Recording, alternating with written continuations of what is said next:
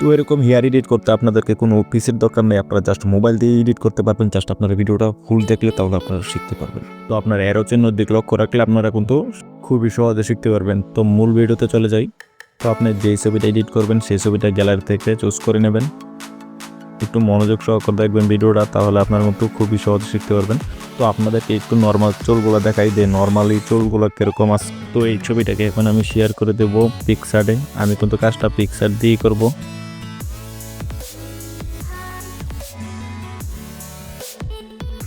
তো আপনারা নিচের যেই 2 নম্বর অপশনটা দেখতেছেন ট্রোলস, এই ট্রোলসে ক্লিক করে দিবেন। তারপর আপনারা দেখেন উপরে একটা আমি এরো চিহ্ন দিয়ে দেখাইতেছি। এরপর নিচের যেই প্রথম অপশনটা আছে সেটা ট্যাপ দিবেন। ট্যাপ দেওয়ার পরে নিচের যে দাগটা আছে সেটা 50 করে দেবেন, 50-এর আশেপাশে করে দেবেন।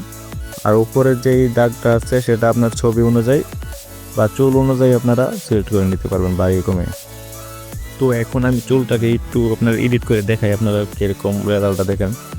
তো এই চুলগুলো কিন্তু আপনি উপরের দিক টান দিবেন, ঠিক আছে? উপরের দিক উঠিয়ে দিলেই কিন্তু চুলগুলো কিন্তু বড় বড় হয়ে যাবে আর চুলগুলো দেখতে অনেক সুন্দর লাগবে। তো আপনি একটু লক্ষ্য রাখেন আর আপনারা অবশ্যই ট্রাই করবেন। আর এই অ্যাপসটা দিয়ে যদি কাজ করেন তাহলে আপনারা খুবই ভালো কোয়ালিটি ভালো রেজাল্ট পাবেন।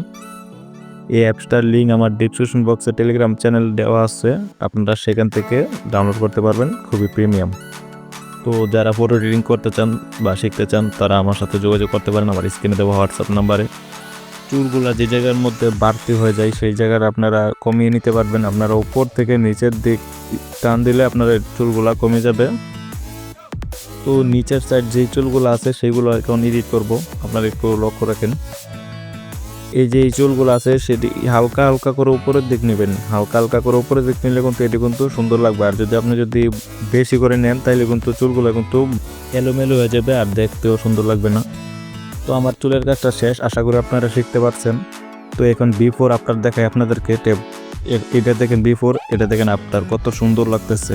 তো আপনারাও এরকমভাবে এডিট করবেন। একটাকে আমি সেভ দিয়ে দেবো, উপরে যেই সেভ অপশনটা আছে সেটা ট্যাপ দিয়ে দেবেন।